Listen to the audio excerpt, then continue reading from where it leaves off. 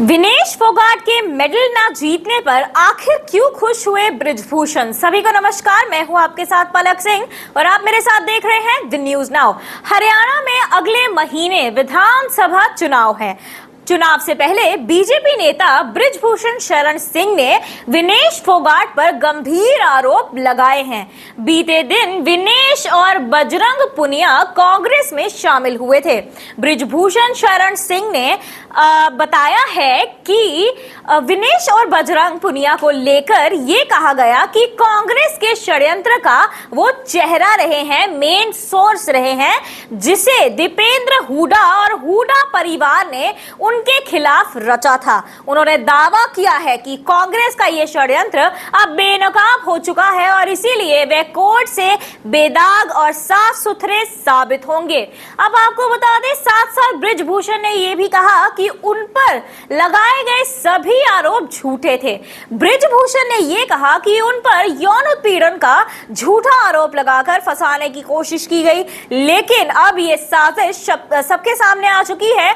उन्होंने कहा कि पिछले 2 साल से उनके खिलाफ ये साजिश रची जा रही थी और इस साजिश के तहत पूरे आंदोलन को प्लान किया गया, जिसमें फंडिंग तक की गई थी। उनका दावा है कि कांग्रेस ने अब विनेश फोगाट और बजरंग पुनिया को उसी षड्यंत्र के इनाम के रूप में कुछ दिया है।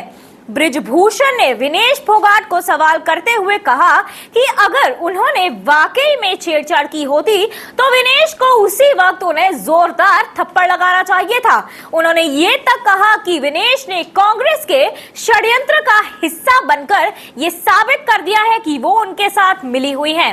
अब आपको बता दें कि विनेश का बृजभूषण का ये कहना है कि उन्होंने कोई छेड़छाड़ तो की ही नहीं थी, तो फिर उन्हें गुनहगार कैसे साबित किया जा रहा है। वो बताते हैं कि छेड़छाड़ का इल्जाम जब उन पर लगाया जा रहा था, उस समय और उस तारीख के अनुसार वे उस दिन मौजूद ही नहीं थे।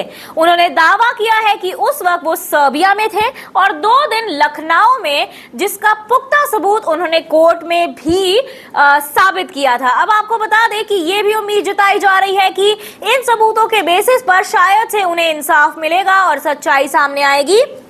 वहीं दूसरी ओर बृजभूषण का ये तक आरोप है कि विनेश फोगाट जो है, उन्होंने 2 कैटेगरी में ट्रायल दिया था, 50 ग्राम की और 53 किलोग्राम की। उन्होंने आरोप लगाया है कि ट्रायल के समय विनेश का वजन 4 किलो ज्यादा था, लेकिन कुश्ती फेडरेशन के अधिकारी उनके खिलाफ कोई कार्रवाई नहीं करना चाहते थे, इसीलिए उन्होंने विनेश के दबाव में आकर सब कुछ मान लिया था।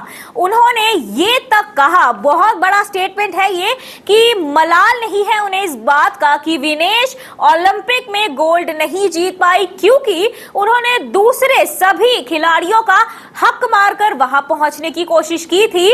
बृजभूषण ने ये तक स्पष्ट शब्दों में कहा है कि वे हरियाणा में चुनाव प्रचार करने या विनेश को हराने की कोई मंशा नहीं रखते हैं। उन्होंने कहा कि चुनाव पार्टियों का मामला है और पार्टियों को ही चुनाव लड़ने देना चाहिए।